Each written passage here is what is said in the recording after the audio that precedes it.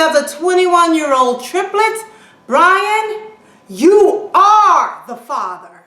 Hey guys, it's your girl Carrie, and yes, you heard it right. My husband is the father of 21-year-old triplets. Now in today's video, I wanted to share with you our Thanksgiving tablescape. I did 2 tablescapes, one in the dining room, one in the eat-in kitchen. I'll be sharing the eat-in kitchen version of our tablescape today. But as you all know, I usually always have a theme that I come up with to put my tablescapes together, and usually that theme will reflect something that's going on in my life at the time. And that's how I came up with this year's tablescape theme. And so I felt that it was necessary to kind of give you some of the background of what's going on in our personal life so that you can fully understand how I came up with this year's Thanksgiving tablescape theme. Well, and oftentimes I do not really share really personal information here to kind of get shock value or views. I really want to share so that someone can maybe benefit from, or I can help someone, or in this case, hopefully you guys can help me, and I'll tell you how you can help me as we kind of go through this story. Well, back when my husband and I, when we were in college, as many of you know, my husband and I have been together for over 25 years. We've known each other since high school, and we've been together officially when we started college. And while in college, when he was about 19, so I think he was like a junior, his junior year, my husband saw an ad in the newspaper, and they were recruiting young college men to become sperm donors. And so my husband decided to become a sperm donor to pick up some extra income. And basically at that time, when you're 19 years old, someone giving you $60 for 5 minutes worth of work, that is a lot of money. So basically all he had to do was go down to the sperm bank, beat his meat for 5 minutes, watch a little nudie magazine, watch a little nudie video, or look at a nudie magazine, and wham bam, thank you ma'am, he's done, and he has 60 bucks. And he would do this 3 times a week. So he was making $180 a week as a, struggling college student. That's good money when you're in college. We never really thought about the future ramifications of what could happen or what the possible outcomes would be, because he signed up to be an anonymous donor, meaning there is no trace of him, no information about him can be given out by the sperm bank. He has no obligation to any of the children that may be conceived from his sperm donations. It's just almost like it's a business transaction. You go in, you give them the sperm, and he collects the money. We never really thought about it any further than that. We never thought about who are the typical people that actually purchase sperm. Later in this process, I found out that, it's mostly same-sex lesbian women that want to have children. Never, ever thought about that. Never got that far to thinking about that. So we go on with our lives, and we have our family, start our family, and we're just moseying along. And 25 years ago, there was no such thing as Ancestry.com. There was, the internet was not what we know the internet to be today. So there was no way we would ever have thought that these children would, find us. And to be quite honest, we never really thought about any children being born. And so, fast forward 20 years, we get a phone call from Brian's half-brother from his father's previous marriage. And he says, hey, Brian, I think you have some people that want to meet you. And he's like, what are you talking about? He's like, well, you have triplets. They've contacted me, and I told them that you would possibly be the father.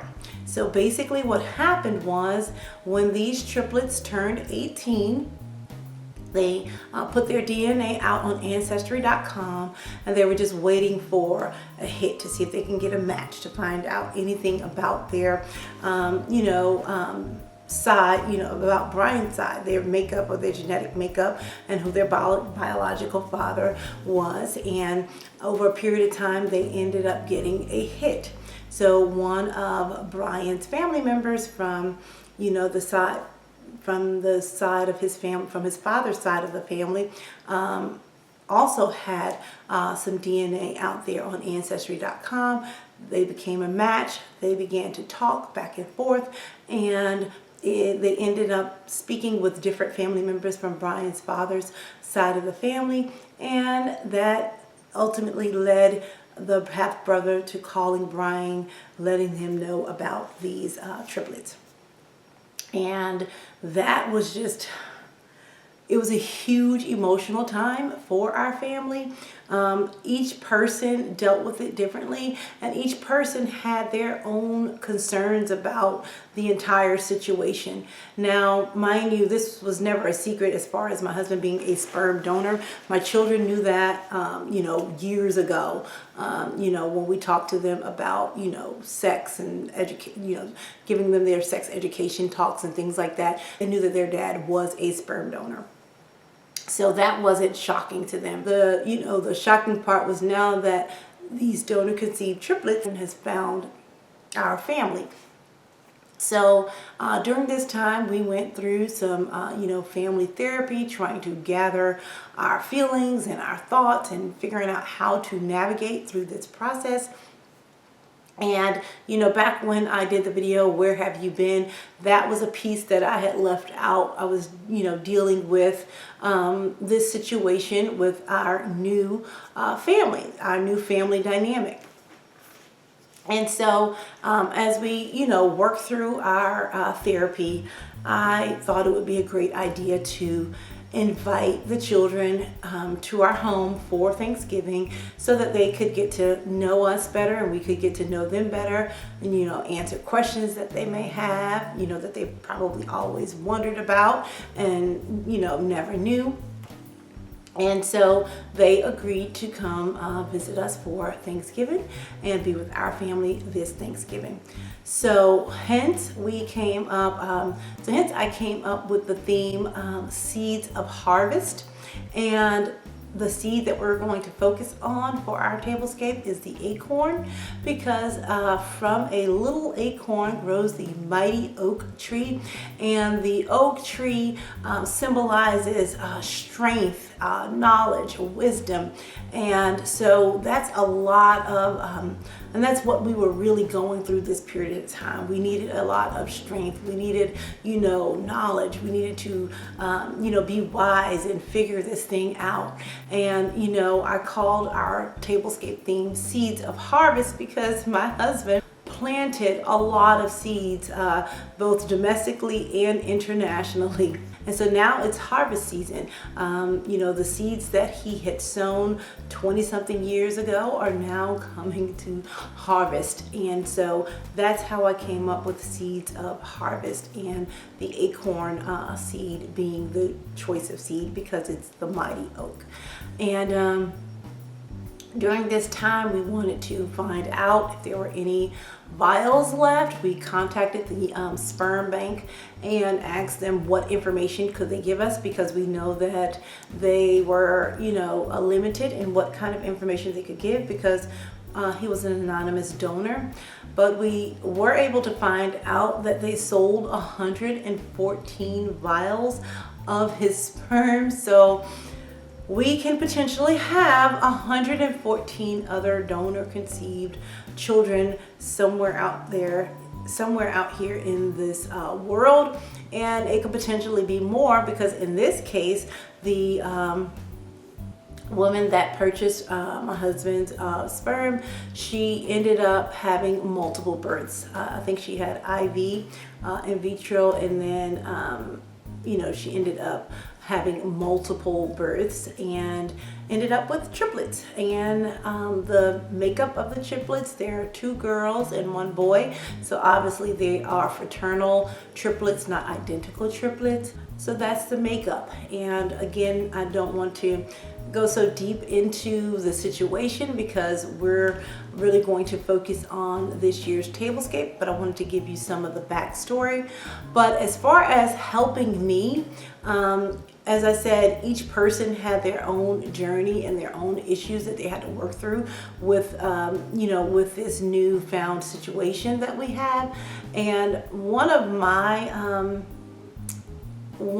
issues that I had once we found out, I've been doing a lot of research, and I found that there are really no support groups. At least I haven't found any support groups for people like me, meaning spouses of sperm donors that were anonymous, but now through the internet, they are no longer anonymous. I would love to talk to women that are in that situation. So if anyone or any one of you viewers or any of my subscribers that happen to be in this situation or know of someone that's in this situation or know of any support groups that I may reach out to, I would greatly appreciate it if you would drop a comment in the drop a comment below and let me know, and I would definitely hop on that. And if not, that's one of the things I've also been working on and thinking about, is starting a support group for women like me, because there's not a lot of information out there on spouses of sperm donors who are no longer anonymous. It's kind of like a new phenomenon, and there's not that many donor conceived children out there in the world today when you take the entire world's population. So it's a very unique situation, and I really would like to connect with others that may be in this situation themselves to see what kind of techniques and things that they've done to strengthen the relationships and strengthen their families. Now, as far as if you guys want to know a little bit more about our journey in more detail, because it is a lot to unpack, especially in one video, please leave a comment below, and then kind of also discuss what it is that you would like to know a little bit more about, and I'll put together a Q&A video to kind of describe our family's journey with going through this process. But the one thing that I can say is that I am so happy that I made the decision to reach out and invite the triplets to our home for this Thanksgiving. We had a wonderful time. We learned a lot about each other, and we all as a family unit look forward to creating closer bonds and discovering and exploring our new family dynamic. So with that being said, I'm going to turn the camera around and share with you our Eden Thanksgiving Seeds of Harvest Tablescape.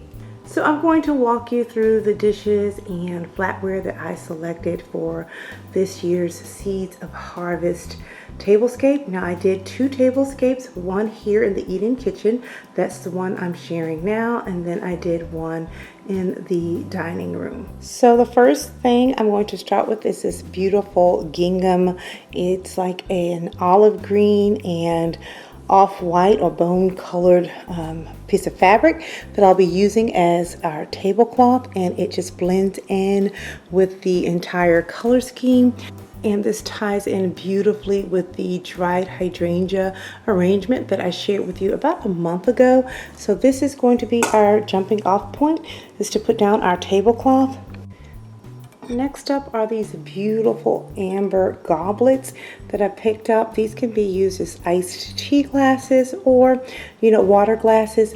These are very sturdy and beautiful. It's like the glass with the air bubbles. If you look closely, you can see the little air bubbles in them, along with these beautiful forest like emerald green glasses as well. These can also be used as water glasses or iced tea glasses or juice glasses. And down here I have our iced tea spoons, and I'll do a quick short little etiquette video on how to properly drink iced tea. I know you guys like when I do the little etiquette videos, so I'll do that. Next up, I have this beautiful acorn spoon rest, and I'll show you how this works when we move our way down the table. But I thought this would make a perfect addition to our Seeds of Harvest tablescape because we're using the acorn as a symbol because the acorn is the seed that produces the mighty oak tree, and the mighty oak tree symbolizes strength, wisdom, knowledge, stability, power. And then the acorn is just a young version of that tree. And since we have these seeds of harvest, my husband has planted many seeds across the world. And so I thought this would be befitting because the acorn, for us, we needed to muster up the strength. We had to kind of deal with a lot emotionally to take everything that has been happening in. And then I also selected these beautiful plates. I've had these for several years. I pulled these out for our tablescape because they also have the acorn motif on them, and then also the mighty oak leaves. And you guys know I love deer, so I thought this would be the perfect plate to add to our tablescape. And this is a small salad plate. And then I'm going to just add in our beaded dinner plate underneath that. This is another item I picked up while thrifting at Goodwill some years ago, and it's a beautiful ceramic acorn dish. And we're going to just put like jams or jelly, butter, things like that in there. And then here I'm pulling out my beautiful brass and hammered antique silver bowls, as you can see. And these have the acorn and the mighty oak leaf detail on them. I got these as a gift from my girl Melanie over at Living Luxuriously for Less. I think it was last Christmas when we do our Christmas exchange, and I thought these would be the perfect addition to our tablescape, the acorn bowls. And then you guys have seen this a million times over. I love these wicker chargers. They just add that warmth and naturalness to your tabletop. Over here we have all of our hem stitch napkins, and I have these little acorn pieces that I've had for many years, and I'm going to use these as our napkin rings. And then over here I have a dish, and we'll be serving, our hot foods in here. And it just has the really cute acorn top. And it has a really cute acorn handle on the top of there. And this, I need to share with you the spoon rest, how this works. You put this on the side. You put this on the side of the dish. So this is how the spoon rest works. You stick this on the side of the serving dish. That goes there. And when you remove the top, you'll have your food inside. And as you scoop your food out when you're finished for the next guest, and when you're finished scooping your food, you just rest it on the spoon rest. And that way, you don't have to put the spoon on the table or anything like that. Thought that was just really cute. And I've had this feathered serving set for a long time, and I think it ties in well with all of the silver and brass details on the other items on the table.